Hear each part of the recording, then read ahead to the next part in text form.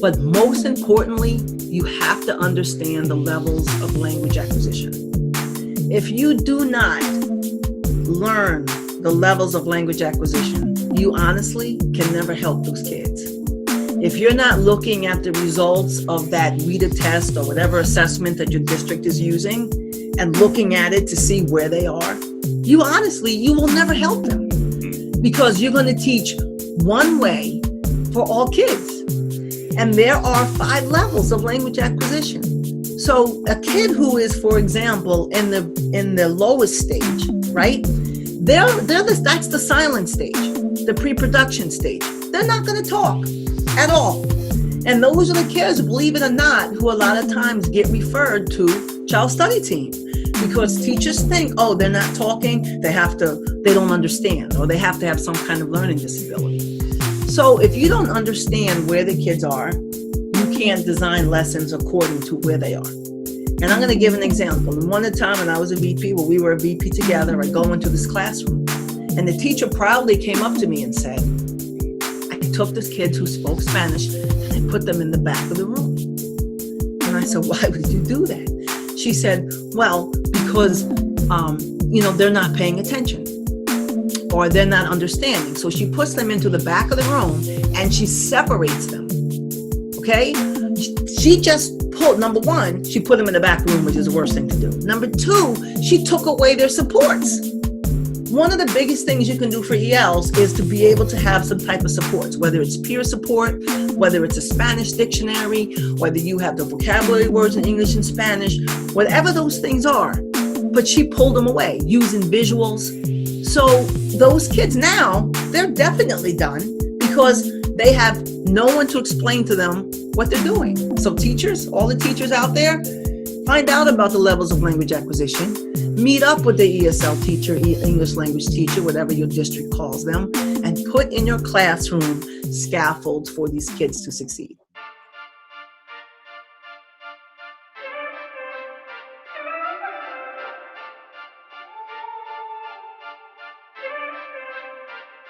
It's the Empowerment Perspective Podcast, hosted by Demiso Josie and Mr. Kareem Spence. Stay empowered. Stay empowered. All right, welcome to yet another episode of the Empowerment Perspective Podcast. I go by the name of Dr. Demiso A. Josie, and this is a special episode today, so I'm flying solo because I just wanted to have a candid one-on-one conversation with my guest. This is somebody that I truly respect in the education field. Not only that, just as a person, she's a great person. She's a great mother, a great educational leader.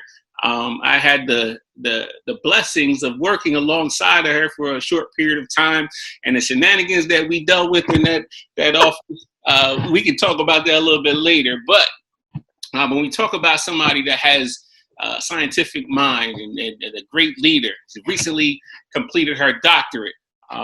And the way that I actually met her was through an interview process, which we're going to dig into a little bit as well. So I would like to welcome to the show my dear friend, Dr. Darlene Dahan. How are you doing? I'm doing well, Dr. Josie. Thank you for the greeting. Now you deserve it. I pretty much didn't. I probably didn't go in deep enough. There's some secrets I ain't gonna let out on this podcast. Yeah. We'll keep it together. But I want to start this conversation of how did you get into education, and then we're going to kind of go to how we met. I'll tell the story a little bit because I asked you a very important question in that interview process, and then I think for our educators out there, it's important for them to hear and understand that question. But take us to how you got into education, because it was a different journey than your typical traditional route. So how did you get into education? Well, actually, I started out as a chemist. I went to college. First, I wanted to be a research chemist. I wanted to find the cure to lupus because my grandmother had lupus. And then I graduated with my degree. I have a major in chemistry and biochemistry and a minor in mathematics. So I graduated, I went on to be forensics, but I just kept having this gnawing feeling that, for education, and I wanted to help kids with education. And so I would tutor and do a whole lot of other things, including when I was a forensic scientist, I taught the first time shoplifters offense for kids.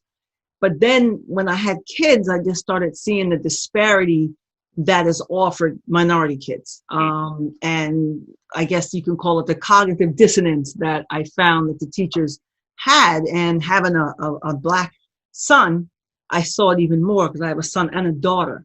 So I just, was very concerned about what I was seeing in the classroom. And then I was also concerned about where I was seeing science education and math education. So I went alternate route, got my certificate through alternate route, and then that's how I entered education. So we're going to break this down for those people who are not in education with the alternate route, because I did the same thing. Our stories are relatively similar. But you sound way smarter than I did with science. Way beyond my understanding. But just get into the program of what alternate route is in New Jersey. It's basically for those of you who don't go the traditional route of becoming a teacher. There is a program where you can learn to become a teacher. It's kind of like the fast track to teaching. Talk about that experience a little bit. Yeah, that was kind of interesting. So as you already stated, with the alternate route, you don't go through the traditional teacher education program. And then what you do is you have to be offered the job first. You offer the job first, and then you have to, of course, there's a fee. There's always a fee. And then you take these classes so that you can get your certification. But you don't dwell as deeply as they do, or we tend to believe they do. That's a wholly different conversation there in the teacher education program. So once you pay the money and you put in X amount of hours, then you get your certification. And then after you finish, I think it is 1 year, I can't remember anymore, 1 or 2 years, then you get what's called your standard cert. But you work all day and then you go to classes at night in order to earn the credits for your certification. Got you. And I think you hit on a great point, is that they don't dive really, really deep. No. It has me questioning, though, the teacher preparation programs. How necessary is it really? Like, really, are they really teaching us what teaching, the essence of teaching really is? Because, we went and we learned Bloom's taxonomy. We learned all these theories and stuff. But at the end of the day, the greatest teacher for me was the classroom. Yes. These kids and not these theories. You think that teachers are coming out of college that are going to the traditional route better prepared to be in the classroom, or is it better for you to also experience, let's say, corporate America or something else on how to deal with people differently? What experiences what's your feeling on the different routes onto education? Well, I have my sentiments with teacher education programs, especially in the area of our most vulnerable populations. So the way the teacher education program is created is that you have your general education classes where they're supposed to be learning all this stuff about education, right? But then if you want to teach urban youth, or you want to teach special ed, or you want to teach English language learners, they veer you off to this track, this special track just for those classes. So the students, the teachers, or to-be teachers who graduate from the general education program, they don't have that training at all. And so what's happening is, and I'm going to stick with ELs because that's my doctorate, is that Spanish-speaking ELs are becoming the minority majority. By 2060, between 2040 and 2060, they're going to be the minority majority. Our population of teachers don't have any training on how to teach them. Mm-hmm. So the education program has to change where it's no longer a special track. They need to come out. They need to make it as a part of their general education program so that they can be properly prepared on how to teach this population. So to answer your question, I don't really see what is different between going the general education route, the traditional route, and doing alternate route. I still had the same job they had. I climbed up the ladder just like they climb up the ladder for those who deserve it. But to better prepare the upcoming teachers, we need to change the teacher education programs, and we also need to include that piece into the alternate route programs, because I learned, what is it? Something by fire? What was that expression? Baptism by fire. Baptism by fire. And that's how I learned. I learned the most from being in that classroom and making those mistakes. Got you. We're going to dig into the EL learners in a minute, because that is your focus of your dissertation. But and we're going to talk about the brain-based learning, because you're a scientist and all. You know how the brain works. So I'm definitely interested in seeing your perspective on that. But I kind of want to dive into it because I think the story is funny to me on how we met and how how we kind of grew to work together. At the time, I was assistant principal in school in South Jersey, and we were looking for another assistant principal on the middle school level. So we had to do these interview processes. And I guess to be politically correct, me and the principal didn't necessarily see eye to eye on a lot of things. So when Darlene walked into the interview and I just heard some of her responses, I said, well, I'm going to use this opportunity to prove a point, because I knew she knew the answer to the question. It wasn't fair to you, by the way. No, it was not. It was not fair. I was being petty because I had to prove a point. But for those of you who are not familiar in education, there's something called an SGO, Student Growth Objective. And basically, to put it very simple, is that at the beginning of the school year, students are given a test. It's a baseline test, whatever. And then you're supposed to see how much your students have grown. You're supposed to set a bar, how high or, how much growth that you think these students are going to make over X amount of time. And the highest number you could get on this SGO is a 4 in your areas, at least in the districts that you were educators in. But what I couldn't wrap my head around was these teachers were failing students, but yet getting 4s on their SGOs. Mm-hmm. So it didn't make sense to me. So I had to ask the question, because I knew you knew the answer. How is it possible? And I want you to answer it again, just for people that want to know. How is it possible for somebody to get a teacher to get a 4 in the SGO, but yet fail, 15, 10 kids a year? How is that possible? Yes, I just want to say for the record that I was stuck between what I should do. So I'm saying to myself, why is this dude asking me this question? Like, this is the interview. This can make or break me. But being the way I am, I had to answer it correctly. So I just always thought that when I got to know Demiso really well, I was like, why would you ask me that question? Because I have to answer it the right way. So the response was that the SGO wasn't rigorous enough. But I was so afraid. I was kind of afraid, like, if I answer it with the principal right there and stating that, well, the principal allowed it, so you got to stick with it because he allowed the SGO. It's not rigorous. The person got the 4. And the principal was there in the room. And then I'm like, then if I don't answer it, I'm going to kick myself because I didn't answer it correctly. So yes, Dr. Josie put me in a very precarious spot so that but I did answer it correctly. I love it though. But honestly speaking, I already knew that I wanted to work with you before I even asked that question. Because when I go into interviews and I hire people or in the hiring process, I look for the intangibles, right? I can't teach you to be passionate about kids. I can't teach you to really, be passionate about your job and really, really, really want educators to do well. I can't teach you that. I can teach you how to write observations and SGOs and all that stuff. But when you find somebody that you genuinely can work alongside of, it's a very rare thing. So when people go into interviews, I want you to really think about your personality and really shining that through more so than the X and O's of whatever particular job that you're in, because it's really about relationship building. We were able to develop a great working relationship that blossomed into a friendship, but to truly have somebody on that same that same passion and have that same heart is a huge thing. And then I think it's a testament to some of the silliness that happened in our office at 2:00 every single day. Yes, the infamous 2:00. So just from the people that are interested in being an administrator, an educational leader, explain that experience. Like, what are some of the tools that you think they will need to be successful at being an educational leader? I think one of the most important things that you need to have is to really understand why you want to move up to that level. And if it's a monetary thing, then you really need to rethink it, because you have to be empathetic, you have to be passionate, you have to really care. And if you don't have those things, it doesn't matter what book knowledge you have to really want to make a difference. And you have to have nerves of steel.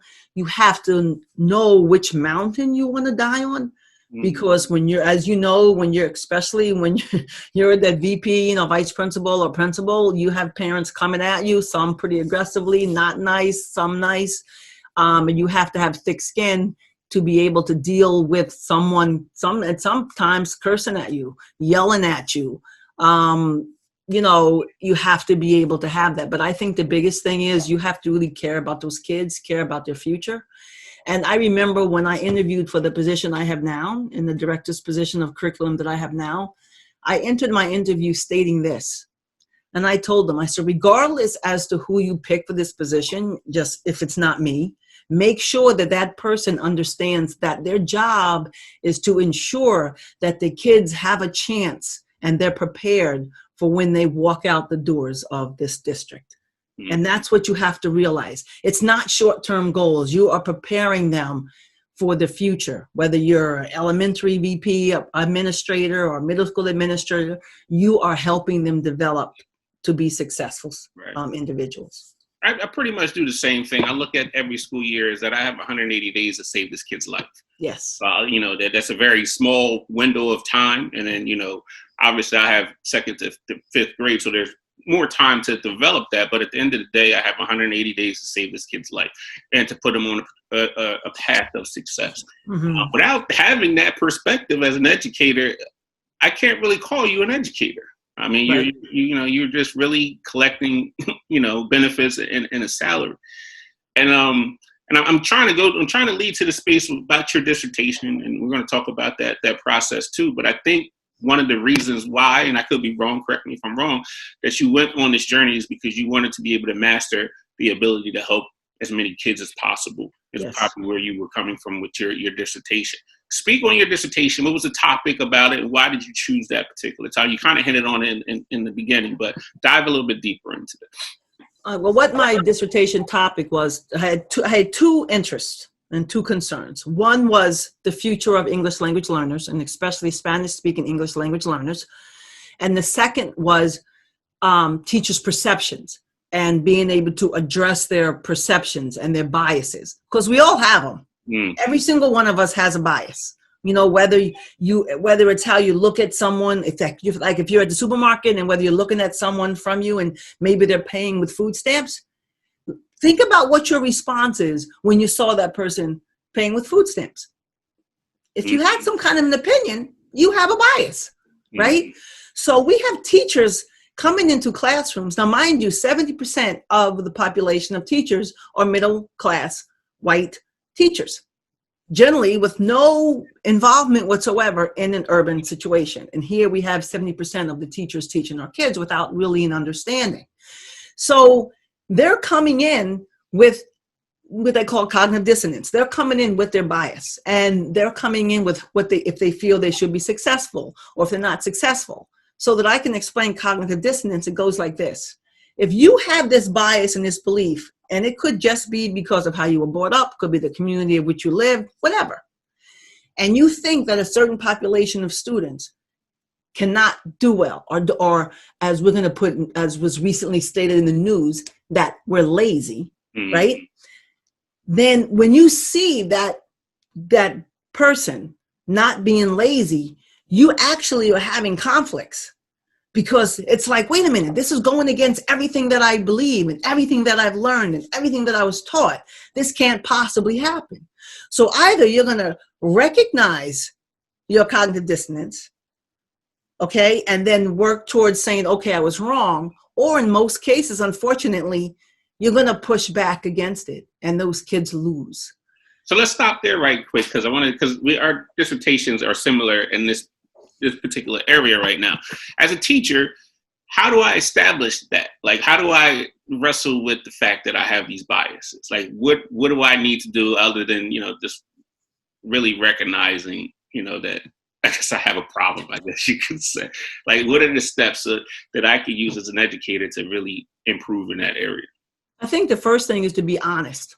You have to realize that you're feeling it, and you might not realize it right away. But really the only thing you can do is be reflective. Be reflective on your actions. be reflective. Are you teaching that student from that population the same as you're teaching the other students? Is your expectation for that student from that population the same as the student from your race? And if they're not the same, and it teaches self-efficacy, you have to talk about your self-efficacy as well. But it's being reflective, but being honest. And through my research, that is very difficult. And a lot of people cannot do that. They will not go against what they believe. And they have such a hard time in believing that everything they believed up until that day was wrong. It's very, very hard. So it is a reflective practice. It's definitely a difficult thing. When I tell educators, when I do go speak about this particular topic, is I always tell them to start with yourself. Yep. Reflect on, how people see your culture. How do people see you and the lifestyle that you live? And it's a little bit easier for you to at least begin the processes of, well, people might see me differently, and then being able to flip it to how do I now see the world? And this is how the world sees me, but now how do I see the world? Mm-hmm. So starting, it's easier to kind of reflect on how you feel about, when people are biased towards you or, make their opinions and put you in this Mm-hmm. box. And then once you recognize that exists, now we can start reflecting on your own personal biases and opinions and those things of that nature. So that, is something that I would definitely offer to educators. But when we talk about the English language learner, I can't speak today for whatever reason, but we have our population in our particular school, and it's a struggle. Oftentimes, these kids are the first ones to be referred to child study team, and where these are intelligent kids, but because there's a language barrier, there's they're seeing that these kids are struggling in those areas. So they'll try to push them into child study team, who, by the way, it doesn't have a magic pill to fix these kids. Right. And it's not probably the right place for them to go in the first place. But because they don't know how to really reach and teach these kids, they're sending them in that direction. So I wonder, I guess, if you can offer 3 tips to someone that is teaching that population, like what would you say they should start with in order to be an effective educator for those learners? First thing that they need to do, they need to make sure that they are meeting and collaborating with that ESL teacher, that ELL teacher, that bilingual teacher. You have to work with them. But most importantly, you have to understand the levels of language acquisition. If you do not learn the levels of language acquisition, you honestly can never help those kids. If you're not looking at the results of that WIDA test or whatever assessment that your district is using and looking at it to see where they are, you will never help them because you're going to teach one way for all kids. And there are 5 levels of language acquisition. So a kid who is, for example, in the lowest stage, right? That's the silent stage, the pre-production stage. They're not going to talk at all. And those are the kids, believe it or not, who a lot of times get referred to child study team because teachers think, oh, they're not talking, they don't understand, or they have to have some kind of learning disability. So if you don't understand where the kids are, you can't design lessons according to where they are. And I'm going to give an example. And one time when I was a VP, we were a VP together, I go into this classroom and the teacher proudly came up to me and said, I took the kids who spoke Spanish and I put them in the back of the room. And I said, why would you do that? She said, well, because, they're not paying attention or they're not understanding. So she puts them into the back of the room and she separates them. Okay. She just number 1, she put them in the back room, which is the worst thing to do. Number 2, she took away their supports. One of the biggest things you can do for ELs is to be able to have some type of supports, whether it's peer support, whether it's a Spanish dictionary, whether you have the vocabulary words in English and Spanish, whatever those things are. But she pulled them away using visuals. So those kids now, they're definitely done because they have no one to explain to them what they're doing. So teachers, all the teachers out there, find out about the levels of language acquisition Meet up with the ESL teacher, English language teacher, whatever your district calls them, and put in your classroom scaffolds for these kids to succeed. Let's stay there for a second, because I just wanted, for those people who don't really are in that space but are in education, but you got to look at it from a very, very fundamental level too. We're speaking English right now, right? So if a student doesn't speak English, we got to think about the mental processes that that student has to go through in order to, one, hear what we're saying, translate it into Spanish, and then figure out what the problem is along that time frame, and then be able to deliver it back, translate it again, and deliver it back to the teacher in English. Speak to that process a little bit, and how can educators help along that process? You touched on some of those things a minute ago. Well, one of the things, Demiso, is that you have to understand the brain. And my little logo I have now, my little motto I have now, I should say, is understand the brain, understand the student. And that has to happen. This has to happen in, going back to our conversation, it has to happen in teacher education programs. It has to happen in professional development that schools are offering. When you understand the brain, you'll understand the process of learning. The brain can only hold 5 to 7 bits of information in working memory. That's all it can hold, okay? So when you using your example, so when a kid doesn't understand English, and they got to take their language, and they have to translate it to English, and then they got to take that, and then now they got to figure out what you're saying. There's no more working memory left. It's done. They have nothing else in there for space to learn the content. And that's why these scaffolds are very important. The brain is a primitive brain, okay? It's an emotional brain. So when the brain is also feeling an undue amount of stress, it's shutting down, and nothing that the kid can control, right? So there's this little piece, I'm going to real quick, there's a little piece called the amygdala in the back of the brain, and that's your filter. There's 2 filters. That's one of the 2 filters. So what it does is, if it feels stress, boredom is stress, frustration is stress, these stresses, the brain doesn't know the difference between the stress of a wild animal charging towards you and the stress of boredom or frustration in the classroom. It's going to react the same way no matter what. So if it feels an undue amount of stress, the amygdala is going to flip, and it's going to send all impulses down to the lower brain, which is the involuntary brain, and that's when you're going to have acting out. You have fight, flight, or fright, freeze, right? You're going to have acting out. You're going to have, kids falling asleep and daydreaming. And these are things, believe it or not, they cannot control. The brain, the amygdala has hijacked the brain, and the kid cannot control it. And that's what needs to be understood. I'd be a little bit smart, because when I was out there speaking, I always talk about we learn, especially kids learn through emotions and feelings. Yes. And I said to them, we learned the stove is hot. You know what I mean? You don't, logically, you might kind of get it, but until you feel it, then you'll really understand it. And I'm kind of going to an aside here, because of the way we are in the country right now, and a lot of people know how to talk about race and approach race. I said, one of the fundamental things you can do as a human being, and now I understand how the brain works a little bit, is deal with it on a level of emotion.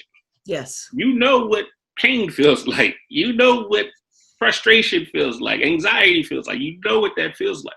So let's have these conversations, these difficult conversations with these students on a level that everybody can understand, and that's emotions and feelings. So it kind of makes sense what you're saying in terms of how we learn and how the brain works. And I just wish more educators would tap into students. I mean, we're starting to get there with the social emotional learning piece. Right. But I think we need to dive deeper into the feelings. And then not only that, because we talk about how to reach and teach hip hop generations, but part of that is creating an environment where they feel safe and they feel something that's familiar for them to be able to open up and explore the options.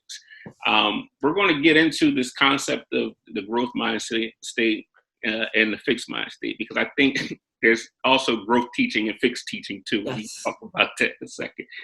But I think you hit something and I think a lot of educators really need to understand, like you said, how the brain works and how it works off of emotion. And we're so focused on the logical part of the brain, but emotion is such a big piece of that.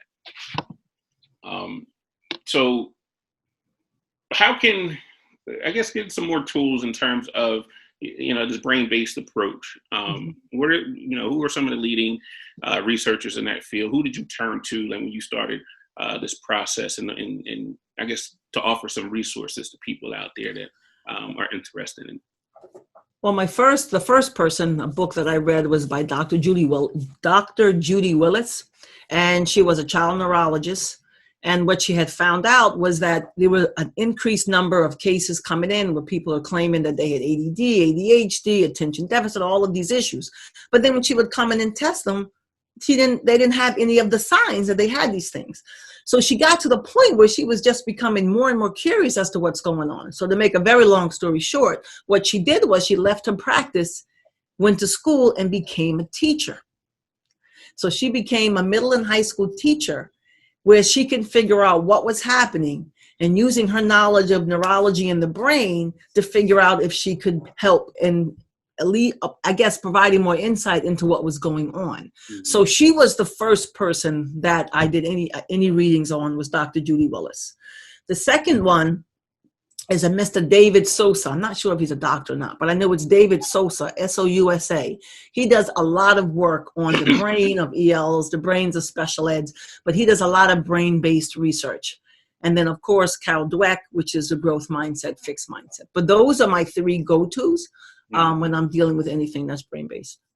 Perfect. I want to touch on, we're in this virtual world right now in education, and some schools are doing this hybrid model and all this other stuff. We can dig into that too, because I have my own thoughts about it. But a huge part of, and I spoke on it a little bit about, feeling safe in the environment in the classrooms. Now things are different. Yes. Now I think that what we're finding is that we're really seeing the true essence of education is about relationship building, right? And not necessarily just the X and O. So when a kid does not show up to your Zoom session, to me, it says a lot more about your connection or lack thereof connection with that student. Mm-hmm. Kids don't want to be in places that they don't like and around people that they don't like. Right. So how do we foster this, and how do we use this as an opportunity to sharpen our skills in terms of connecting with students? The first thing I'm going to say, which is a very big pet peeve of mine, is we need to get off of this camera on, camera off. That's one of the first things I'm going to tell you. Not everybody has this great home life, right? Not everyone has a room that they can go to study in. And so they don't want the camera on. They might not want people to see their home life. So these districts that are out there saying, cameras on, or you're going to get a 0. I'm not showing up either. I'm not showing up. Okay, give me the 0, because the kids aren't going to ridicule me and make fun of me. And not only that, that's a stress. They're not learning, it's a stress. Another thing is that when you start any school year, you have to start the school year, and the same way you start your lessons is you start them with giving the kids a chance to talk. You know what I mean? Talk to each other, get to know each other, have those fun activities. Because ladies and gentlemen, I'm going to tell you right now, if you believe that if you spare any time for these other things is a waste of time, you're very wrong. When I used to work for the DOE, one of the people that I used to work with did not believe in the power of brain breaks. So I would go to schools and do this big presentation telling them the importance of brain breaks. And what the brain break does is it gets the brain out of the involuntary state, and it lets the amygdala release itself. So now information can go to the prefrontal cortex, which is where our learning and our memory come from. So if you're not giving them the brain break, then they're staying in that stress state. So this person, after I would go to these schools and give these presentations, would go back and tell them, don't listen to her. That's foolishness. So I was pretty upset. I was pretty angry, really. I was like, how dare you? This is my field. What are you talking about? So brain breaks are important. But that relationship building is crucial. Take that time in the beginning of the class and ask them how they're doing. Find out what their interests are, or if they're doing a sport. Right now, that's a little funky right now, but find something out about them. Talk about yourself and what you do. Show pictures of your family or your dogs or vacations, or show them. Let the kids have an opportunity just to talk to each other. Get that out before you start your lesson. Without relationships, it's over. Yeah. And then just to add on to that, if a student's not participating in your class and not showing up, there's a reason why. And I've always said it before that the behavior is a symptom. It's not a cause. So you got it. Yes, you could yell at the person, call the parent, whatever, but it's not answering the issue. Therefore, next week, they're going to sign off and not show up again. And it may be a case that they're ashamed of their house or their situation. It may be a case where they don't have access. And even though we're providing these hotspots, the technologies that we have is not meant for what we are using it for right now. And in terms of videos, and you want all these tabs opening and your computer's crashing, like there's a whole bunch of stuff. Never mind the fact that that signal is leaving wherever you live. There's probably not a tower in your town. It has to go all the way to DC or New York and then back to you. There's so many layers of things that can cause students for not participating that are outside of their control that we have to be mindful of as educators. But you're not going to dig to the cause of that if you don't have a relationship with these kids. You'll never, ever get to the bottom of it and being able to help, truly help and be an asset to these kids. So that relationship piece is a really, really big thing. I want to dive into this growth mindset because I hear it a lot versus fixed mindset.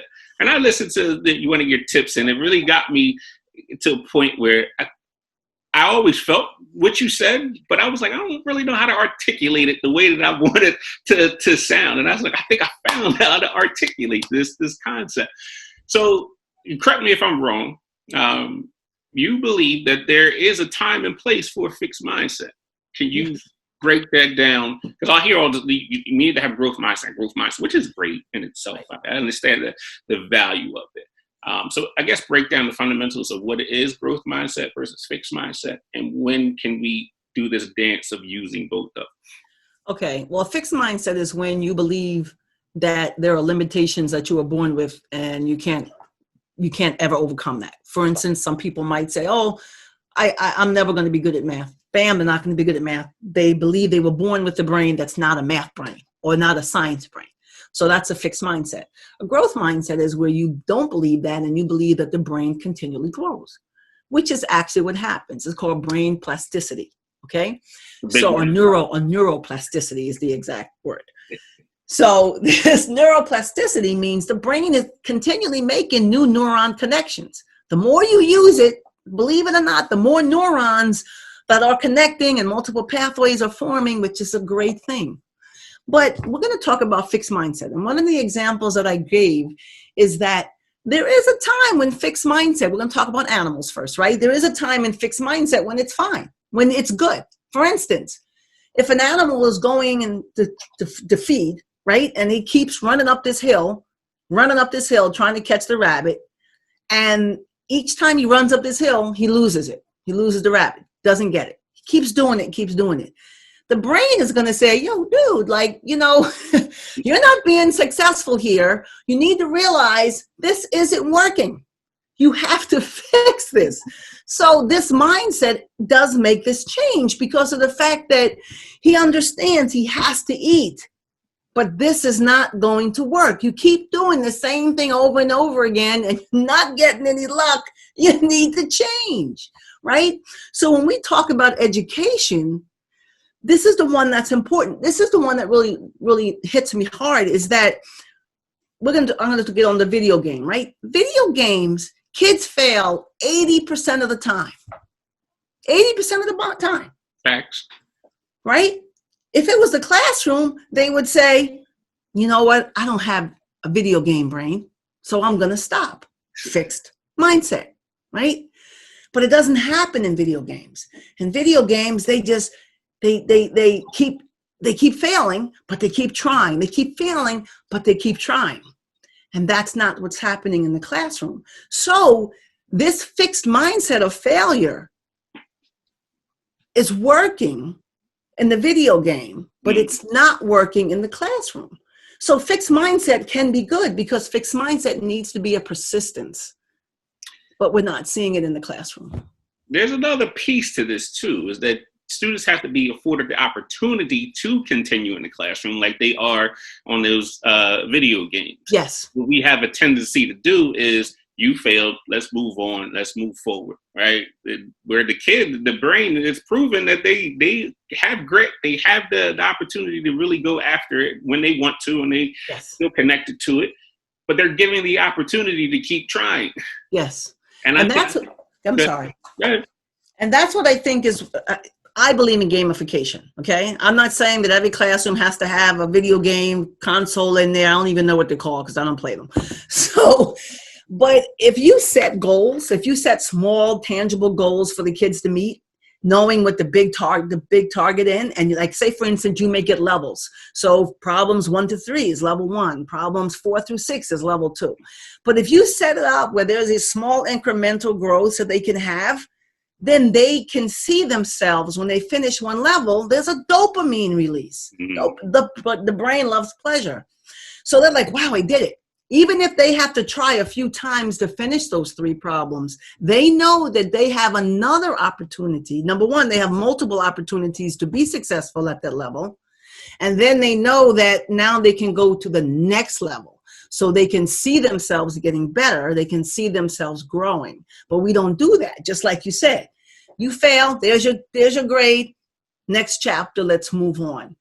But we have to change this mindset that we have in the classroom. Here's also, now that you said this, the beauty of gamification to me, and I'm going to reflect back to when I was playing Mario Brothers way back on the old Nintendo thing, right?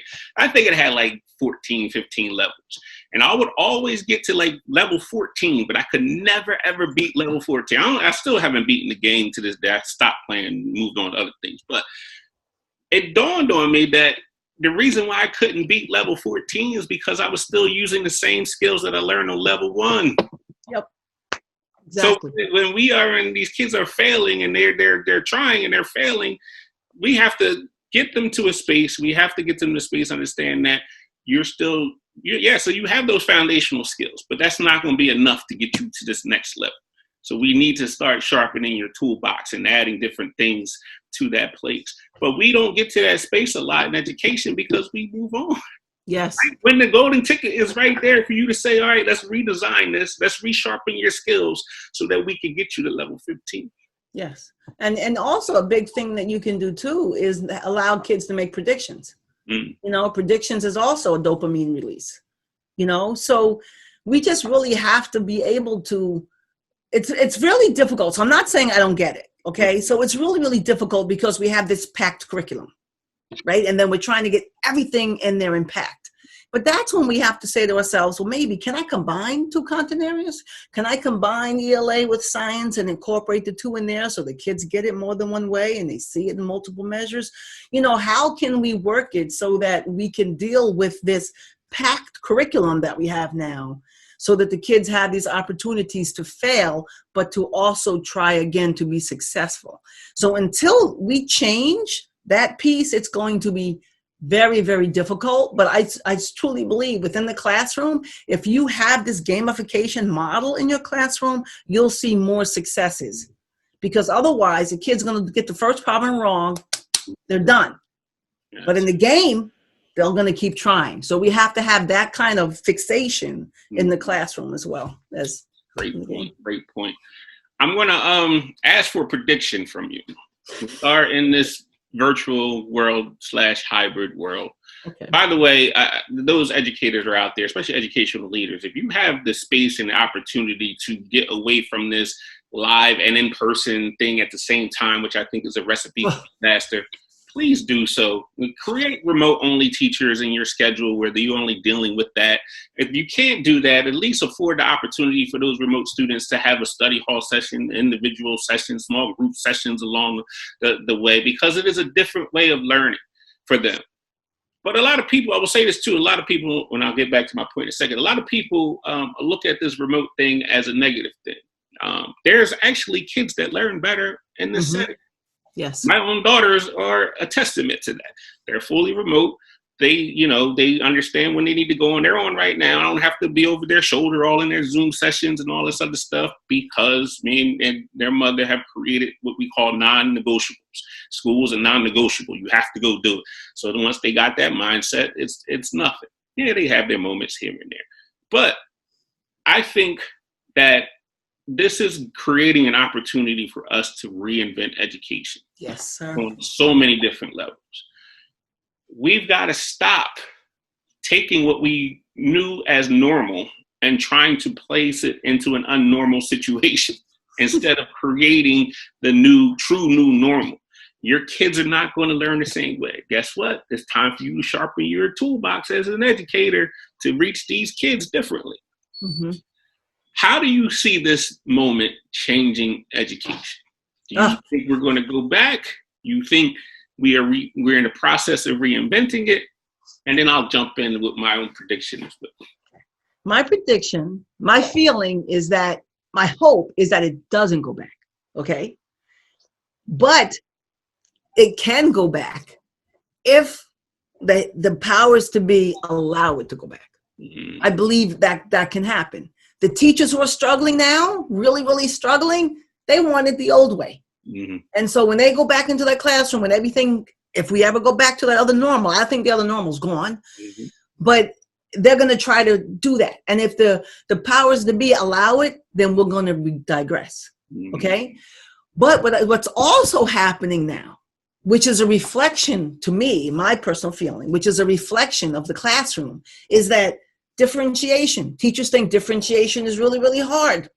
So they didn't do it in the classroom. Now they're being confronted with, what do I do now? I have all of these kids on this monitor. How do I handle it, right? Then we're going to have small groups. Now they have breakout rooms on Zoom and on Microsoft all the Teams. So it's what's happening in the classroom, in my opinion, is being magnified because of this remote environment. And all of those issues are coming to the front because now you can't be sage on the stage, right? And we hear all this talk about screen time. Well, screen time is because you were having all that screen time in that classroom. Yeah. So now you're doing the same thing, and now we're talking about screen time. Yeah. So my prediction is that there is going to be changes, but I can't honestly say I don't think it's going to go back. My fear is that it's going to go back in some way, that all this technology is going to be lost again. Yeah. And that's my fear. Gotcha. I think this has exposed a lot of things, from parenting to teaching to simple relationships building.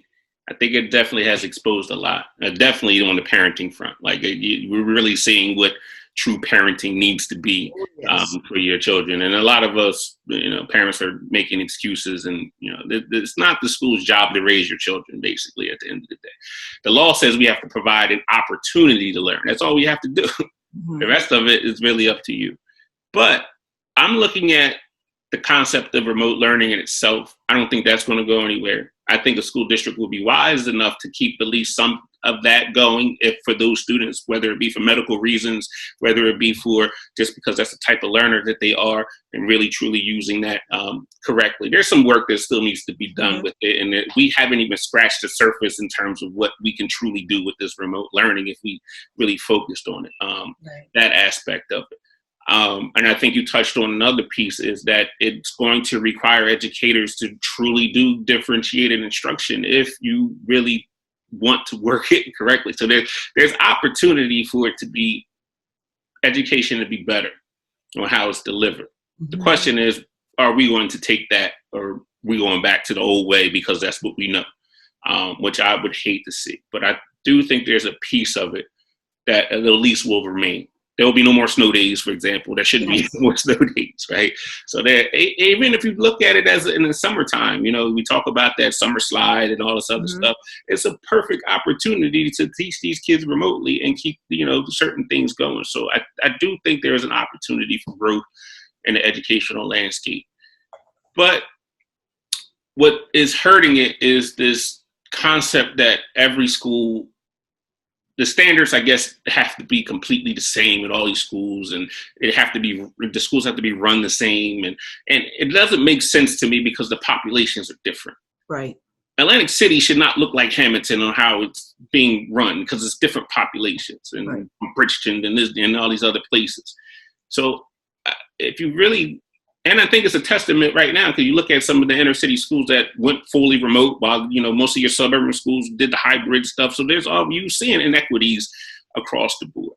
Right. But let's dive into it in your individual communities and figure out what works for that community, and really trying to build. Yes, fundamentally, there's things that have to be the same, from finances and all that stuff. I get that. But how you operate your schools should be dictated by the people that you serve. And it probably should change over time. Yes. The population is going to change. You know what I'm saying? So I do think that there's space for some good things to have come out of this. And I try to tell my teachers, I said, look at all the tools that you have right now, that you've learned in the last 4 months, which to me, if you're an educator and you're not reading, then you're in the wrong profession. Like, you should be constantly developing your brain and developing your strategies and listening and reading and different things. If you're not doing it as an educator, you might as well just retire at this point. Yeah, definitely. You're really not helping these kids. But those are just some of the things that I kind of see the possibility of, which I'm excited about myself. I want to touch on, before we get out of here, some of the things that are happening in this country, the role that education can and is playing in that. And it's obviously a topic that is near and dear to my heart, because I am a Black male in this world. And I truly believe that we are living targets out here. And I deal with my own anxieties and stresses as a Black male in this society. There are some schools that are willing to discuss the issues that are going on. And there's a ton of them that are afraid of. Right. I'll give an example, and I'm probably going to shoot myself in the foot a little bit, but I'm not going to name the school. There's a group of students that there's a Black Lives Matter week that celebrated the first week in February. And there's a group of students at this particular school who want to celebrate it for the first time. This school has what they call an equity council. And what they want to do is to support these kids and give them a voice and all those things. But they want to change the name of it from Black Lives Matter week to something else more acceptable, so the community can accept it, which bothers me to the core. So I think that I'm going to put that school kind of in between, those that don't want to deal with it at all, those that are dealing with it, and those that are kind of toying with the idea. What's your feelings on the role that education needs to play in today's climate and this pivotal moment in history right now? Schools are there to teach, right? That's our goal, is to teach, and is to prepare our kids to be productive citizens once they leave what I call the 4 walls of brick and mortar. What's happening is part of lesson. It's a life lesson. And so we need to address it so that they understand it, and they can be the voice for it. And if we want to act like it doesn't happen and keep it outside of the walls of the school, then we are doing a major injustice to what I feel is our job as educators. And I feel that it needs to be addressed. I feel those fierce conversations need to occur. We need to have an understanding. Both points of view need to be discussed so that you can understand what everyone is thinking, why some people push back against it. And in the case you're mentioning, why can't we use the words Black Lives Matter? Why does it have to be changed so that it can be something, quote unquote, acceptable in society? It is what it is. But our jobs as educators is these are teachable moments, and we need to teach it so that when these kids get out, they understand. So here's the curveball, though, because you talked about this earlier, that 70% of the educational force is white, female. So now we're relying on them to have these discussions about something that they may not truly understand themselves. So for me, and I'm going to just use that one school as an example, is given the perfect time for student agency, an opportunity for students' voices to be heard. And I think, and I've said this several times on this podcast, on other podcasts, is that we don't give children enough space to feel empowered and to voice their opinions about things. So there's a way for you to facilitate discussions. There's a way for you to handle these things without, one, interjecting your own personal thoughts to it, Bias. and bias, and letting these kids control the conversation. Right. I think it's extremely important for that to happen in a safe space. But we need to talk about what this safe space means, because everyone says all the time, and I hear it all the time, this is a safe place for you, Billy, to say whatever you want. That kid has no idea what you're talking about. You have to create the safe space. And if you're afraid to have these conversations, for a student like myself, that is not a safe space now, because you're afraid to have these conversations with me. Yeah. I think it's important for, like you said, educators to embrace this moment, to empower these students. And I think the general message that's safe to say is that if you want to see change, and these students want to see change, they have to be a part of the change. Part of the They need process. to be a part of the educational process, the political process, the law enforcement. You've got to get into these spaces in order to make that happen. Kind of like your story, right? So you saw an issue in education. You wanted to change it in education. You had to be in education to make that happen. Yes. What we're saying now is, I call it the barking dog syndrome. Everyone right now is, you walk by that house that's in, the dog's behind the fence and is barking at you, and you're getting upset that the dog keeps barking at you. Until you get inside of that fence and train that dog to stop barking at you, that dog is going to continue to bark at you. Yes. So you can complain about it all you want, but until you get into those spaces and make the change, that's when real change is happening. So I think as educators, the message that we need to support our children with right now is, if you feel passionate about something, you need to go make that happen. I can create the opportunity for that to happen too. So that's just my 2 cents on it. And I think you brought up a really great point, because before I became a teacher, you think you understand teaching, right? You think you understand what it's like to teach kids every day. Until I became a teacher, did I really get the utmost respect for them, because you don't have a clue. I put this out there to everyone. Until you've spent a full day in the classroom where you have to have bladder control, and you're dealing with kids not doing the homework, and you got mom and pop yelling at you or coming in, plus all of your other commitments outside of that classroom that I never thought about. All the commitments, hall duty, cafeteria duty, lesson plans, grading, all of buying materials out of your own pocket. So until I actually became an educator, did I truly respect them? And that's something I've carried with me from becoming a teacher to my role now, the administrative role now, which I told you this too, Demiso. I promise teachers I will never forget that classroom. And I think a lot of the other administrators need to remember that as well, because sometimes we get out of the classroom and we think of 50,000 things to do. That's really crazy to force these teachers to do because we forgot. I promise to never forget, but that's true. If they want to make a difference in this time we're in, become part of the process as well as those kids. All right. Well, I'm going to switch gears a little bit, and we don't have to do this if you're uncomfortable with it, but I like to have a little bit of fun here. Do you have your cell phone handy near you? Yes, I do. All right. This is what I want you to do. I want you to go open up your contacts right now. Okay. I want you to pick a number between, let's say, 1 and 30. I'm assuming that you got more than 30 contacts in your phone. Yeah. Okay. All right. Pick a number. What's the number? 17. 17. So you're going to count down the number 17 in your contact list. I want you to give them a call. And I'm going to ask them a very simple question. Okay. About you. And then I will afford you the same opportunity for me as well. 17? But my list is alphabetical. Let's see. 1, 2, 3, 4, 5, 6, 7, 8, 9, 10, 11, 12, 13, 14, 15, 16, 17. I don't even know who this guy is. All right, let's do this then. Let's switch it up. Let's go to your text messages. Okay. The third person you had a conversation with at the top of your text message. Okay, so let's do that. All right, hold on. 1, 2, 3. Okay. You want me to call? I want you to call them, see if they answer. Okay. I'm going to ask them a very simple question. All right, I'm going to put it on speaker.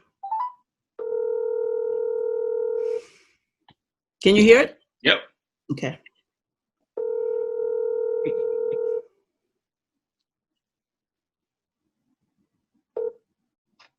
Hey, Darlene. Hey, Karen, listen, I'm doing a live podcast, not a live podcast, but I'm doing a podcast. So I had to pick the third person on my text message. And so the gentleman, Dr. Demiso Josie, is going to ask you a question for you to respond to. Are you game? Yeah. Okay, here you go. Karen Demiso. Hello, Karen. Karen. Thank you for entertaining us. I'm going to ask you a very simple question. If you could give me 2 words to describe Darlene, what 2 words would you use to describe Darlene? Resilient and hardworking. All right. Thank you very much. I didn't think you were going to say that. I'm going to believe about 30% of that, but no, thank you very much. That's just a little game that we're playing. We're having a little podcast with her. Or anything else you would like to add about Miss Darlene that would be interesting? So Darlene always, she kind of keeps herself, always tries to get to the next level. So she doesn't, if she evolves. So if something changes, whether it be with science, education, she changes with it. So she's not stagnant. Yeah, awesome. Yeah, Awesome. That's nice. You have a nice friend there, Darlene. Thanks, Karen. I'll catch up with you. All right, bye. All right, I'm going to afford you the same opportunity. I'll go through give me a number, I'll go through my text message. 9. Ha. See, this is good. I'm glad I texted her today. No, I'm just kidding. This one might be rough because it's in California, but we'll see. Okay. And he'll give you a raw answer.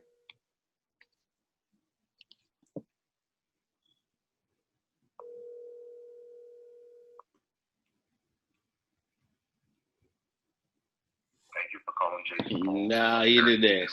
He's in a meeting. He's going to call me. Okay. I'll pick the next one. Who was it?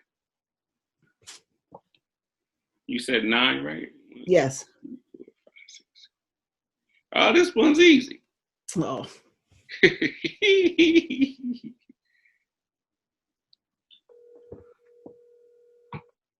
You in class? Hey, Simone, how you doing? Hi. It's my daughter. It's fixed. It's not fixed. All right, Simone, you got to give me 2 words to describe your father. Okay. Crazy. And I was gonna say smart, but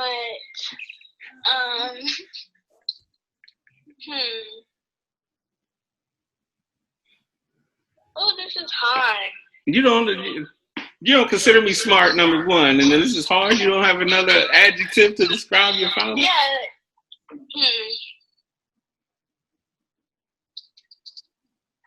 I actually don't know. I'll go with smart. How about that? No? I'll agree with smart. Thank you. I appreciate it. That's interesting. So just to get back on topic, a little fun thing that I like to do there. I'm glad somebody answered. But you got a lot of things going on. You're doing some speaking things, and we kind of dug into a lot of the stuff that I don't want to give too much away because, I want you to get paid for your knowledge and stuff like that and not give people too much stuff. But talk about what you're into. How can they find you and contact you and things of that nature? Okay, well, I have 2 major projects going on right now. One of them I do is I create short science videos trying to turn more minorities, kids in general, but my focus is always minorities and females into science. So I have a website. One of them is neighborhood-science.com. And that's where people can go and find these really interactive short videos. And I've done them this summer with Channel 13 in New York and the Department of Education. And then my newest thing that I've been wanting to do for a while that COVID has actually sparked that interest back for me is my brain-based series. And I have a website called brainbasedscience.com where they can learn a lot more about the brain, how it can impact them for their social emotional health. It's for educators with instruction. And as a matter of fact, today we just launched Brain Tips 2.0. So do check it out. Ooh. I gotta watch that one. I didn't watch that one yet.